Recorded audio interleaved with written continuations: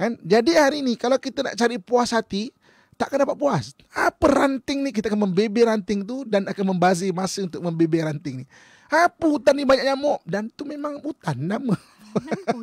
Kan? Apalah lubang sana lubang sini, dan memang itu perjalanan dalam hutan itu.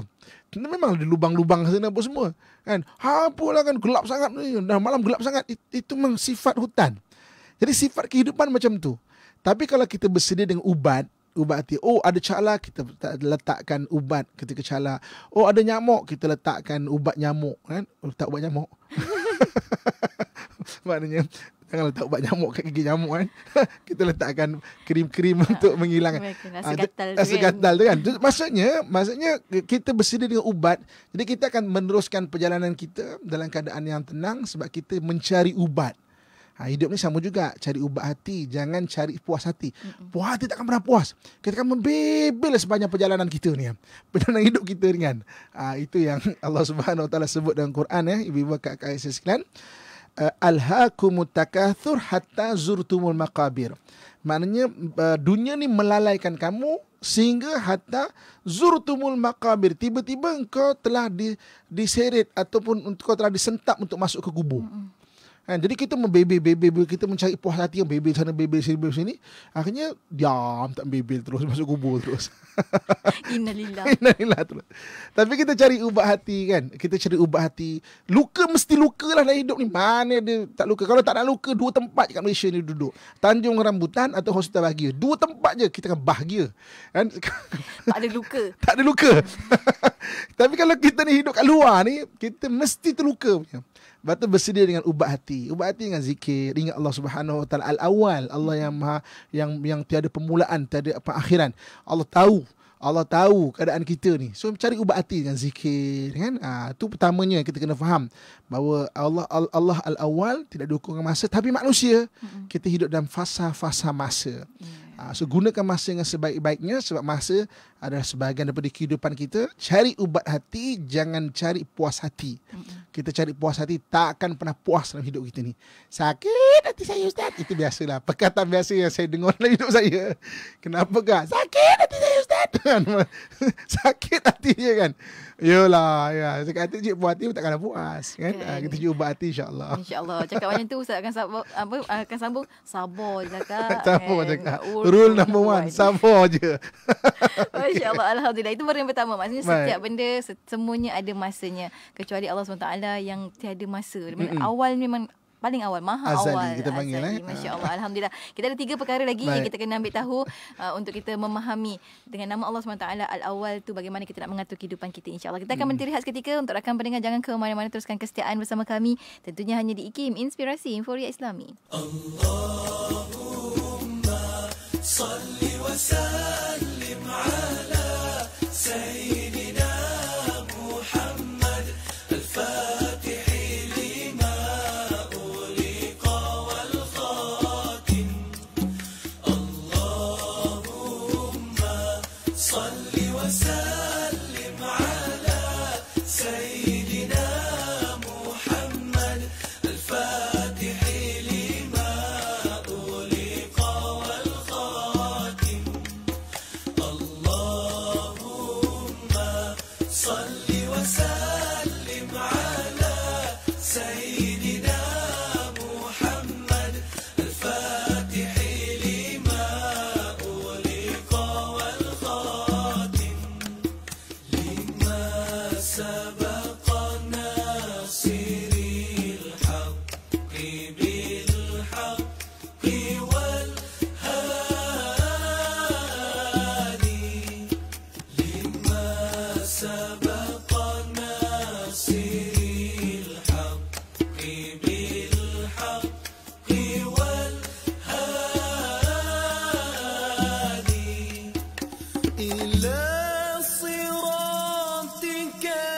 mustaqim. Ila siratikal mustaqim.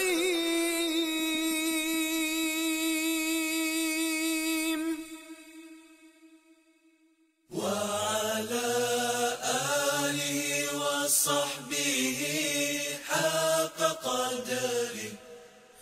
ومقداره العظيم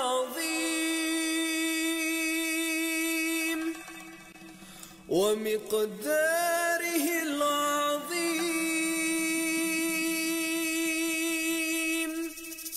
اللهم صل وسلم على سيدنا محمد الفاتح لما أغلق والخاتم اللهم صل وسلم على سيدنا محمد الفاتح لما أغلق والخاتم اللهم صل وسلم على سيدنا محمد الفاتح لما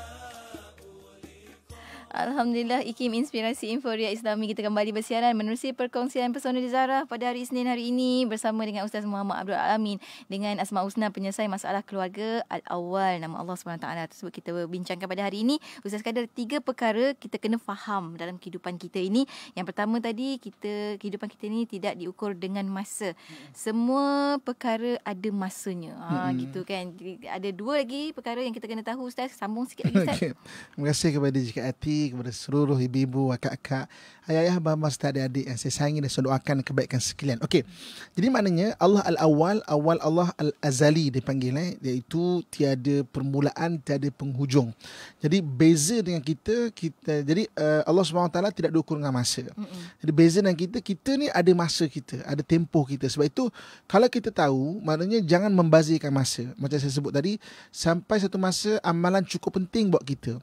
Jadi maknanya tanpa meninggalkan benda-benda lain dalam hidup kita, tuju pada amalan. Yang lain akan ikut, insya-Allah semua akan ikut maknanya apa yang kita usahakan untuk amalan itu. Yang keduanya Allah Al-Awwal tidak diukur dengan tempat. Kan kita tak boleh cakap maksudnya di situ di sini. Sebab ahli sunnah wal jamaah meyakini dan berpegang bahawa Allah Subhanahu Wa Taala tidak sama dengan makhluk.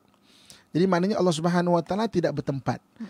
Berbanding dengan kita ni ada tempat yang kita duduk, kan? Dan kita orang biasa takkan ada 2 tempat satu masa. Maknanya takkan ada 2 tempat satu masa. Kalau orang nampak kita ada 2 tempat satu masa tu, saya nak sebut mungkin itu Abang Jamil je ada ilmu tu. Okey. Antara Abang Jamil tu pun tak dapat nak cari butang baju, Ustaz. Itu dia. Abang Jamil ada ilmu tu. Okey. Jadi ibu kakak tuan-tuan sekalian kan. Okey, kita ada tempat kita. Okey, dulu kita dengan mak ayah kita, lahir kita dengan mak ayah kita. Kan? Sampai satu masa kita masuk sekolah tadika, duduk sekolah tadika, jumpa kawan-kawan. Sampai satu masa sekolah menengah, sekolah rendah dulu. Kalau dah sekolah menengah, mungkin ada yang masuk college, ada mungkin yang tidak, masuk bekerja. Jadi mana sekolah menengah, universiti, kan? Masuk bekerja, kita dah tempat dekat tempat kita. Berkahwin ada satu tempat yang lain pula. Maksudnya ada keluarga kita ada ruang untuk family kita, keluarga kita. Maknanya hidup kita ni adalah ada tempat-tempat, bertempat. Kita bergantung kepada tempat-tempat kita. Kita pergi bercuti. Kita pergi bercuti mana? Katakanlah sekarang ni cuti-cuti di Malaysia. Kita pergi Langkawi ke, kan? Kita pergi dekat pulau-pulau kat Malaysia ke. Maksudnya ada tempat-tempat kita. Jadi apa yang penting yang kita kena faham, di mana kita berada. Bak kata pepatah Melayu, di mana bumi dipijak, di situ langit dijunjung. Maknanya apa? Kita kena sedar realiti. Bumi kita pijak, langit itu yang kita junjung. Kita kena sedar apa pembawaan kita pada setiap tempat. Kan? Kalau anda kata kita ni jenis orang yang jenis marah-marah kan, siapa yang suka orang marah-marah? Kan? Nature, sifat manusia, nature, tak suka orang nak marah-marah, salahkan orang sana, salahkan orang sini. Tapi itulah kebanyakan dalam rumah tangga yang berlaku. Jadi kan kita membentuk satu tempat dekat rumah tangga kita yang sentiasa panas. Kan? Keluarga yang bahagia ni bukan bermaksud keluarga yang tak ada masalah. Keluarga yang bahagia ni adalah keluarga yang dia mohon pada Allah jalan keluar bagi masalah. Mohon pada Allah, minta keluar jalan keluar dari masalah. Tak ada keluarga pun tak ditimpa masalah, ibu-ibu, akak-akak, ayah-ayah saya sekalian. Semua ada masalah. Tapi kita mohon, ya Allah, berilah jalan keluar, ya Allah. Dan jalan keluar yang kita minta kepada Allah Subhanahu Wa Taala bukan seperti mana yang kita hasratkan semata-mata. Sebab kadang-kadang baik buat kita belum tentu benda tu betul-betul baik. Betul. Kadang-kadang buruk pada pandangan kita. Kadang-kadang benda tu baik buat kita. Kita tak faham. Allah sebut benda dalam Quran kan. Asa an takrahu syai'an wa huwa khairul lakum. Kadang-kadang ada benda yang kamu tak suka, benda tu baik buat kamu. Kan kita tak tahu. Jadi maknanya kita dengan anak kita, dengan isteri kita, di rumah kita tu, cuba jadi orang yang penyabar. Kan? Belajar. Penyabar ni sikit sangat orang yang inborn, lahir-lahir dia sabar. Sikit sangat lah. Itu memang maknanya rezeki dia lah. Yang lain kita kena bina sebenarnya. Kita kena bina, kita kena belajar untuk bersifat sabar. Dia inborn sikit sangat lah. Itu rezeki dia lah. Saya rasa dalam dunia ni orang inborn lahir tak sampai 10% lah. Lahir-lahir memang dia penyabar. Tapi yang lain kita kena bentuk. Kita kena belajar untuk itu. Kita kena belajar. Jadi kita ni bergantung dengan tempat.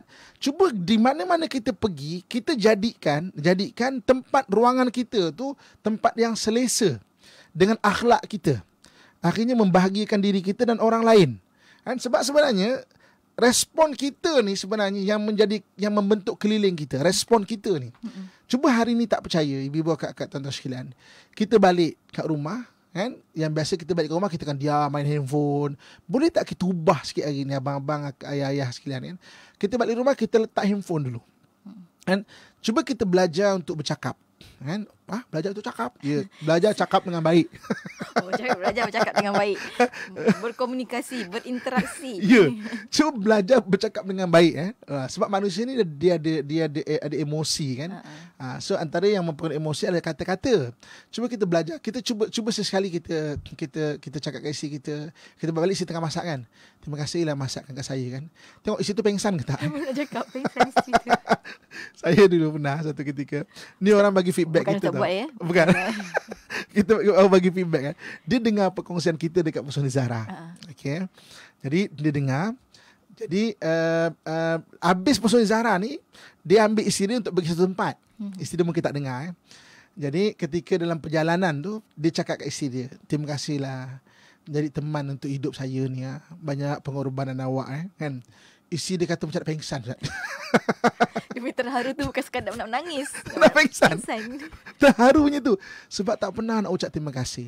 Kita tak biasa kadang-kadang. Tapi kan Nabi yang ajar untuk benda-benda tu. Ucapkan terima kasih. Kan maknanya menghargai. Nabi sebut, kalau kamu ada rasa sayang, ada orang sayang dia makro tau. Makro. Ada orang sayang mikro. Mikro ni nak suka nak bercakap-cakap, living. Ada makro dia buat muka toya dia kan. Tapi dia sayang sebenarnya. Tapi dia buat tak tahu je kan. Cuba belajar untuk bercakap. Belajar. Luahkan. Benda tu kena belajar. Sikit sangat orang yang inborn ada benda-benda tu. Sikit sangat Allah rezekikan. Sikit sangat. Jadi kita kena belajar. So di mana-mana tempat kita berada, kita kena faham. Okay, kita kena jadi reality. Aku ni di rumah ni sekarang ni. Apa yang aku nak jadikan rumah ni? Takkan nak jadi diam, buat tak tahu je. Apa yang kita nak buat untuk rumah ni? Belajarlah untuk bercakap dengan baik. Ya, gini memanglah kita sakit hati kat suami kita kan. Macam-macam hal kan.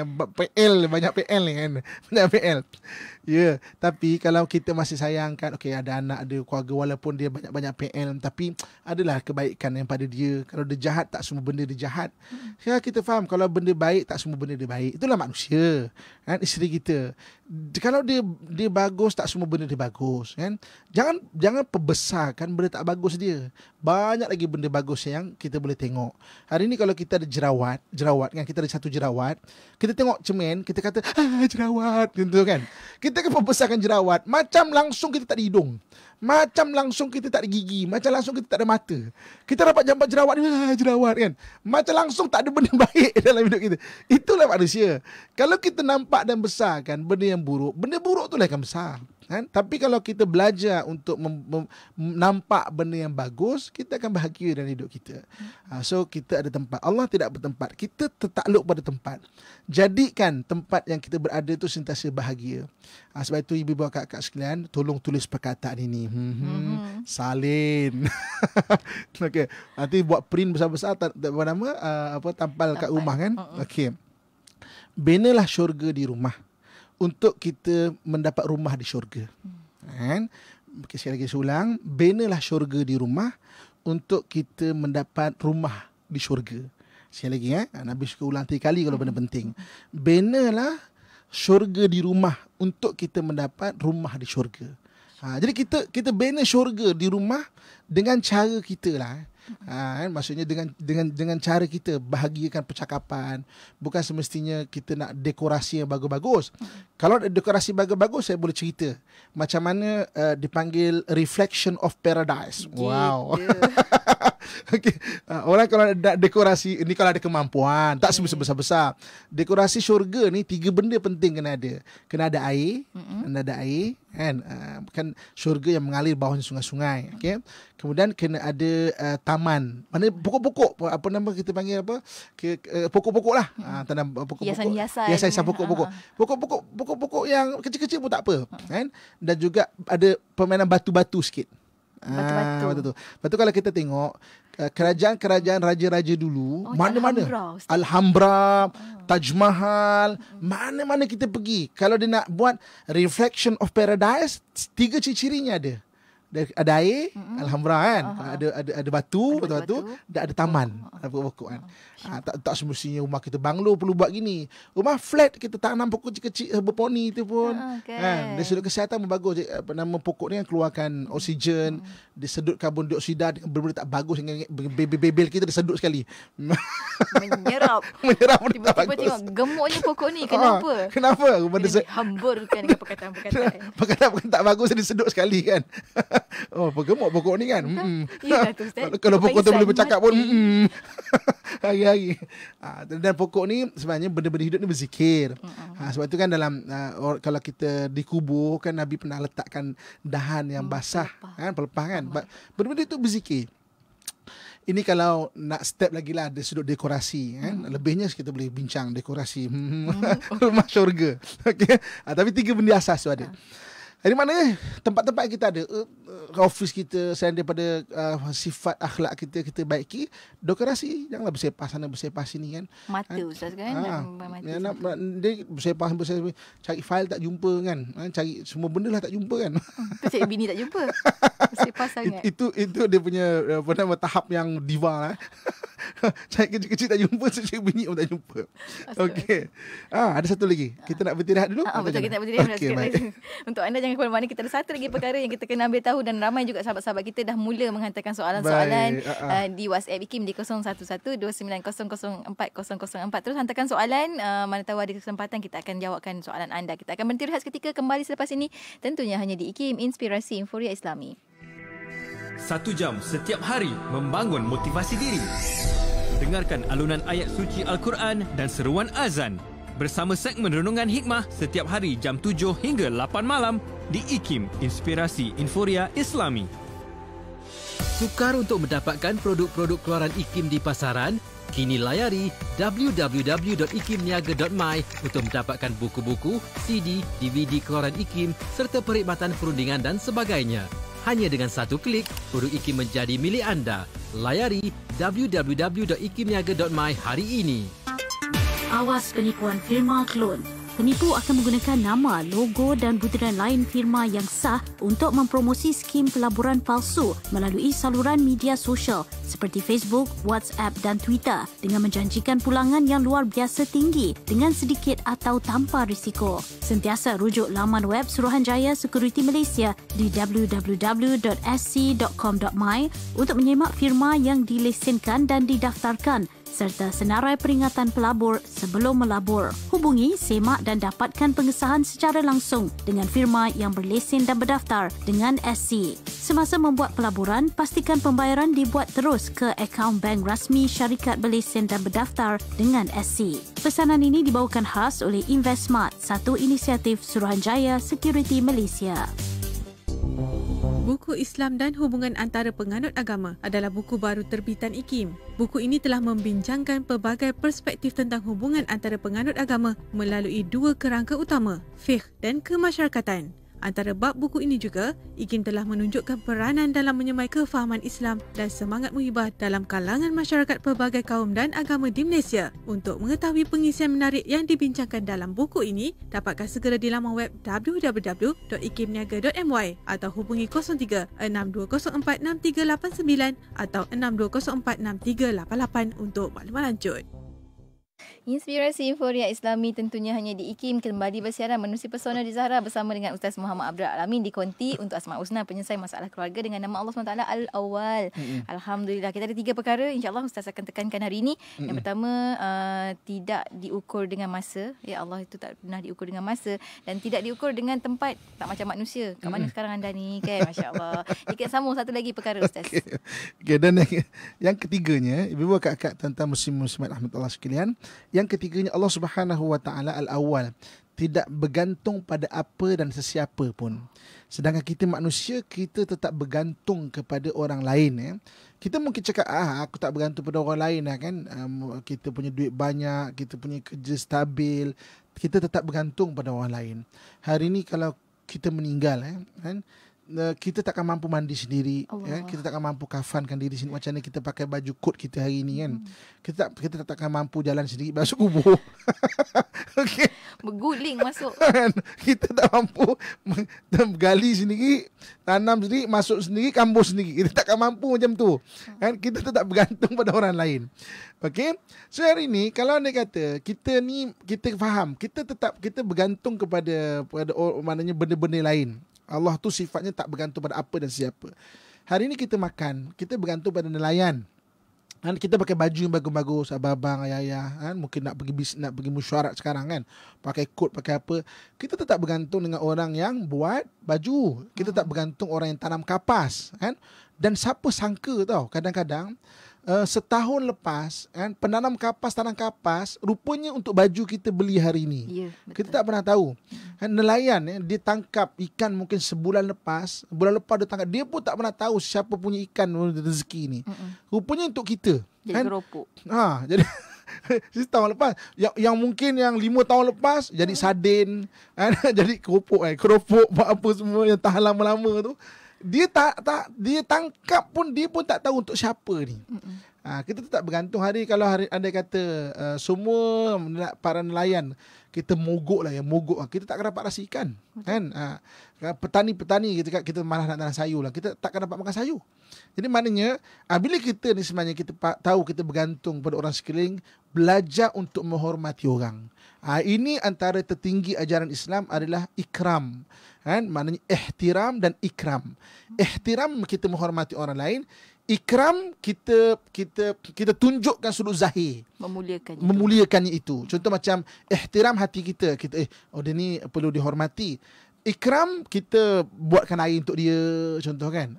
Sama juga dalam rumah tangga, ihtiram dengan ikram ni kena ada. Daripada seorang isteri kepada seorang suami, daripada seorang suami kepada seorang isteri. Kan, ihtiram hati tu memang kena sentiasa barui niat. Niat ni akan berubah.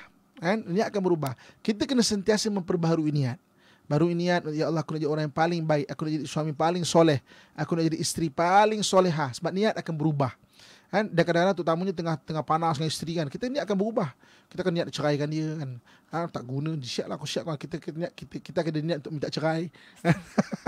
Okay. Dia benda tu memainkan hati. Tapi bila ya Allah, ya memanglah aku sakit hati dan sebagainya kan. Tapi boleh tak aku nak jadi isteri solehah? Suami pun dalam waktu yang sama kena niat benda yang sama. Tak boleh isteri sebelah pihak ataupun suami sebelah pihak kan. Macam dulu sebelum kahwin, bercinta dia tidak bertepuk sebelah tangan. Kan? Bertepuk sebelah tangan ni tak berbunyi. Bertepuk sebelah tangan ni berbunyi kat pipi je, kan? Tapi maknanya ada benda lain. Ada benda lain. Ada objek lain. Pipi. Kat pipi. Kalau dengan tangan-tangan dulu tak ada. Kat pipi tu ada lain cerita dia. Okey. So jadi maknanya macam tu juga dalam rumah tangga. Bila dah berkahwin, dua-dua kena sentiasa niat dan baru niat nak jadi orang yang baik. Jadi suami yang soleh, jadi isteri yang soleh sebab kita bergantung, kan? Besok kalau tiba-tiba sakit, terduduk, tak ada siapa-siapa keluarga kita yang akan jaga kita. Betul. Kan? Sebab itu kalau hari ini kita sayangkan diri kita dan juga keluarga kita, kita sayangkan keadaan kita, masa depan kita sebagainya, balik ke rumah, belajar hargai orang yang ada di rumah itu. Ibu kita, mak kita, anak kita, adik kita, isteri kita, suami kita belajar. Sama juga ada orang naturally inborn lahir dia ada ihtiram dan ikram ni. Memang inborn lahir daripada kecil memang dia pandai menghormati, pandai menghargai. Ada orang kena belajar benda tu. So belajarlah sebelum kita maknanya dah besok dah tak boleh nak tunjuk lagi, lagilah waktu tu dah terlambat. So belajar daripada sekarang untuk memperbaiki, ada ihtiram, ada ikram, sebab kita bergantung dengan orang yang ada di sekeliling kita. Wallahualam. Masya-Allah. Semua benda ada masanya Ustaz kan. Insya-Allah Allah akan peruntukkan kalau kita minta Ustaz kan. Kena banyak-banyak berdoa pada Allah SWT. Dan kita nak buka seluas-luasnya untuk rakan pendengar kita waktu ini yang dah share video di FB IKIM FM. Terima kasih banyak. Yang belum share, tekan butang share sekarang. 1 2 3 tekan. Masya-Allah. Dan kita ada soalan-soalan daripada sahabat-sahabat kita di WhatsApp IKIM 0129000404. Datang daripada Puan Nurul ni Ustaz kata, Ustaz, sahabat kita ni dah cuba untuk cari ubat hati, dah buang segala sakit hati di perbuatan orang lain selepas 3 tahun. 3 tahun Ustaz dah berjaya bangkit sedikit-sedikit dan sekarang dalam proses muhasabah diri dan didik hati untuk terima semua perbuatan orang lain kepada kita. Soalannya, salahkah sahabat kita ni menjauhkan diri daripada orang-orang yang khianatnya dahulu tapi masih mendoakan yang baik-baik untuk mereka? Maksudnya beliau ambil inisiatif tak lagi berjumpa dengan mereka agar peristiwa pahit tak berulang lagi. Macam mana Ustaz? Dia menjauhkan diri dengan memutuskan silaturahim, dua benda berbeza. Memutuskan silaturahim ni memang kita bertekad tak nak jumpa, memang dengan ujung je adalah perselisihan dan perbalahan. Tapi merenggangkan diri, maknanya takut terpengaruh dengan akhlak dia, takut kita dah cuma dia maksudnya takut dia provoke kita jadi balik seperti sama. Benda tu tak salah. Sebab tu ramai juga para sahabat dahulu, kawan-kawan yang bahasa sekarang sebut macam kawan-kawan hoha-hoha dia tu, bila dia masuk Islam dia tinggalkan kawan-kawan dia tanpa memutuskan silaturahim. Maknanya dia tetap berhubung dalam keadaan-keadaan masa tapi tidak sekerap dulu. Maknanya tak salah, tak ada masalah. Tapi betulkan niat. Sebab tu saya, kalau orang pesan kan sekarang ni, Ustaz, saya nak jadi baik Ustaz. Apakah jalan yang paling mudah dan paling simple saya boleh faham macam cari nak jadi baik kan? Saya akan cakap, abang ambil telefon boleh tak? Buat apa? Telefon ni ambil, kemudian delete kawan-kawan yang tak bawa kita ke arah kebaikan. Nombor-nombor kawan, delete. Delete bukan pula silaturahim. Ada kadang-kadang kita ada grup sekolah rendah contohnya. Bagus kawan-kawan lelaki sekolah rendah. Kita umur dah 50 lebih kan. Kita ni memang ada manusia ada memori jangka masa panjang tau. Kita umur 50 lebih. Dalam grup tu semua ingat kita ni masih lagi umur 10 tahun, 12 tahun kan. Sebab tu kadang-kadang kita punya memory tinggal masih macam tu. Kita boleh bergurau, kadang send benda-benda yang teruk-teruk, kadang send gambar-gambar yang pelik-pelik. Kita lupa kita ni dah jadi mutawif, ada dah jadi imam, ada jadi bilal, ada jadi nazir masjid. Kita lupa benda tu. Kalau benda tak bawa kebaikan, maknanya jangan tengok, jangan jawab lah. Kalau nak left nanti nampak macam action sangat. Jangan tengok pergi macam tu. So jadi maknanya pilih kawan-kawan yang bagus. Terutama sekarang ni kan. Dulu kawan-kawan nak berkawan yang tak bagus, satu bagus dia boleh nampak, kena jumpa. Sekarang terkebir dalam bilik tapi WhatsApp sesama kan. Seorang pun tak tahu kita berkawan dengan siapa. Betul Ustaz, betul. Zaman-zaman berbeza dah Ustaz kan. Masya-Allah, cara berbeza. Alhamdulillah. Jadi Puan Nurul tak kisah kan. Yang penting kita tahu apa niat kita kan. Masya-Allah. Kita ada daripada Singapura Puan Zulaika kata, Ustaz, macam mana nak bina syurga di rumah? Zikir Asmaul Husna yang mana yang harus kita amalkan? Saya boleh cadangkan ya awal ya akhir. Ya awal ya akhir ni sangat bagus. Minggu depan kita akan bincang yang akhir apa maksudnya. Ya awal ya akhir ni kita bergantung kepada Allah Subhanahu Wa Taala yang tidak ada permulaan, tidak ada penghujung, untuk kita lebih baik dan jadi lebih kuat lagi. Saya nak bagi satu perumpamaan. Siapa yang tengok dekat FB ni boleh tengok saya punya apa yang saya nak buat ni. Reaksi dia. Reaksi dia. Jangan lupa tekan butang share. Siapa yang dengar tak apa, jangan kecewa. Saya cerita dah cuba gambarkan. Depan saya ada meja. Kalau saya bergantung, saya duduk dan bergantung dengan meja ni kan. Bergantung meja ni kan. Sekarang saya sedang bergantung dengan meja ni, tapi bukan bergayut Mana cakap nak tengok kaki Ustaz. Jangan silap, bukan bergayut dan bergantung. Saya duduk kat meja ni, saya berteleku di meja ni, mana saya bersandar di meja ini. Kalau saya bersandar dengan meja ini, apakah yang paling saya risau dalam hidup kita? Yang paling saya risau kalau meja ni diambil. daripada hidup kita. Daripada orang tarik. Orang tarik ke, orang rampas, itu paling saya rusing dan risau. Sama juga dalam hidup kita. Apa yang kita bergantung hidup kita? Kalau kita bergantung hidup kita dengan dunia, yang paling kita rusing kalau dunia itu hilang dari hidup kita.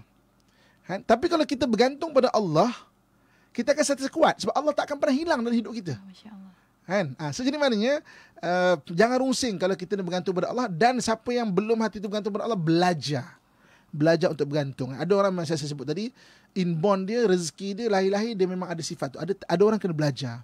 Jadi kalau kita bergantung pada kerja, paling kita rusing, kerja hilang. Bergantung pada suami, paling kita rusing, suami itu diambil orang. Bergantung pada isteri, yang paling kita rusing kalau isteri itu lari. Bergantung kepada apa? Bergantung pada dunia, paling rusing, dunia kita hilang. Bergantung pada Allah, Allah tidak pernah hilang dalam hidup kita, dan Allah sentiasa ada dalam hidup kita.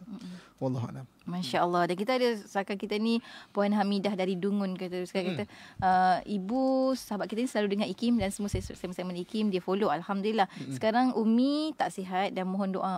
Mohon doa daripada ustaz dan juga sahabat-sahabat kita untuk mohon doakan ibu beliau diberikan kesihatan, diberkati umur, dan apa yang boleh, macam anak-anak sendiri ustaz, kalau berdepan dengan ibu-ibu yang sampai ke hari-hari hujung-hujung usianya, apa yang anak-anak boleh amalkan untuk membantu ibu tu untuk lebih tabah menghadapi kehidupan ustaz?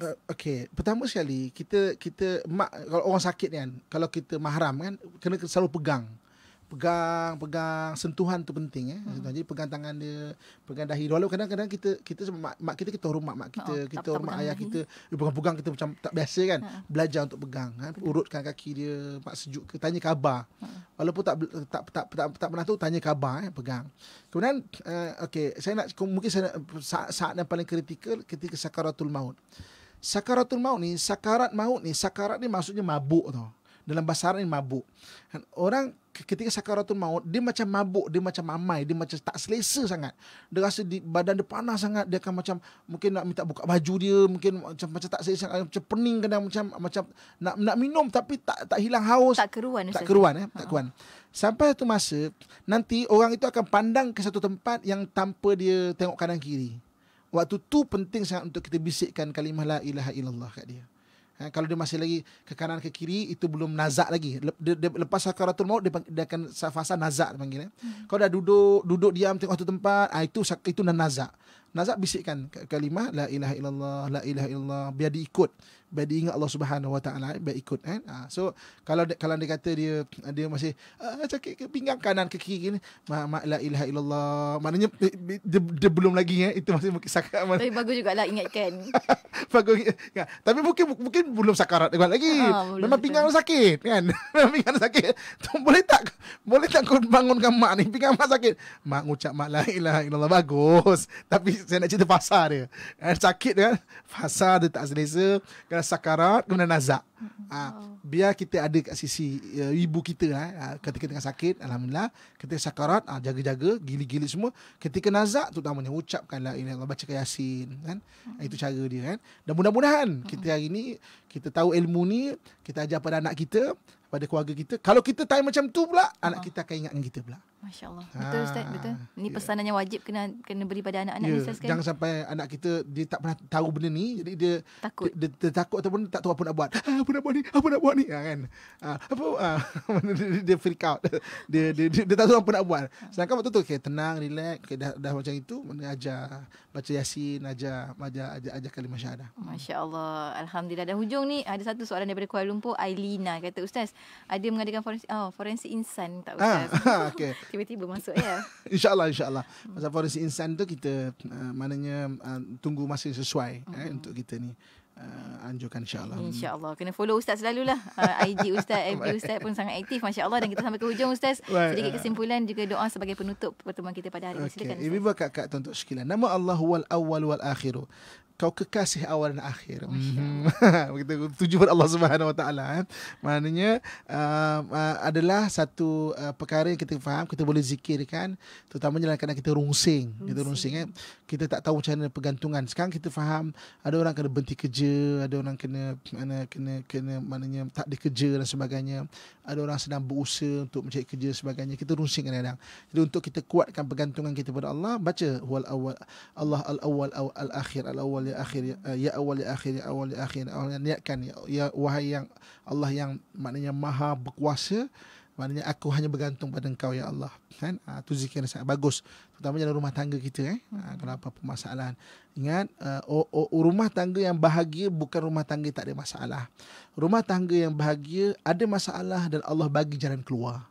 Kita ingat benda tu. Sebab tak ada rumah tangga yang tak ada masalah. Kan? Yang penting kita supaya Allah bagi jalan keluar bagi masalah. Kan? Jadi rumah tangga yang bahagia ada masalah, Allah bagi jalan keluar. Ada masalah, Allah bagi jalan keluar. Cara terbaik adalah bergantung sepenuhnya pada Allah Subhanahu Wa Taala. Okey, sekian saja. InsyaAllah kita akhiri dengan doa. A'udzubillahi minasyaitonirrajim. Bismillahirrahmanirrahim. Alhamdulillahirabbil alamin wassalatu wassalamu ala asyrafil anbiya wal mursalin wa ala alihi washabihi ajmain.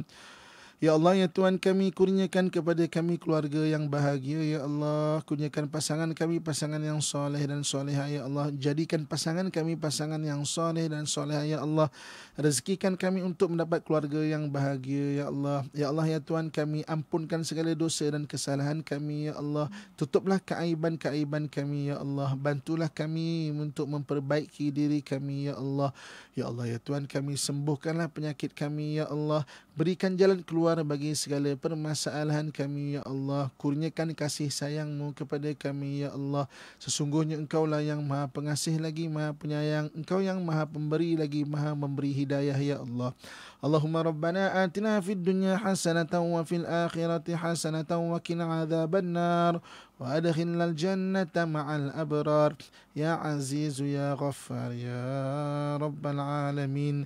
Wa sallallahu ala sayyidina wa maulana Muhammad wa ala alihi wa sahbihi ajma'in. Subhana rabbika rabbil izzati amma yasifun. Wassalamun alal mursalin walhamdulillahi rabbil alamin. Taqabbalallahu minkum minna wa minkum taqabbal ya karim. Alhamdulillah. Terima kasih banyak Ustaz untuk perkongsian ilmu pada hari ini dan juga doanya di hujung tadi. Moga-moga kita semua dapat mengamalkan apa yang Ustaz dah kongsikan. Kita ada sahabat kita Amirul Adha Penglima kata Alhamdulillah dapat mengikuti live Ustaz hari ini setiap pagi di radio dan hari ini first time dapat tengok di FB. Ini berkat daripada sahabat-sahabat share jugalah tu. Jadi makanya share lah banyak-banyak ya. Moga lebih ramai lagi dapat manfaat. Terima kasih banyak Ustaz sekali lagi. Assalamualaikum Ustaz. Assalamualaikum warahmatullahi wabarakatuh. Dan untuk anda rekan pendengar, teruskan kesetiaan bersama kami tentunya hanya di IKIM Inspirasi Inforia Islami.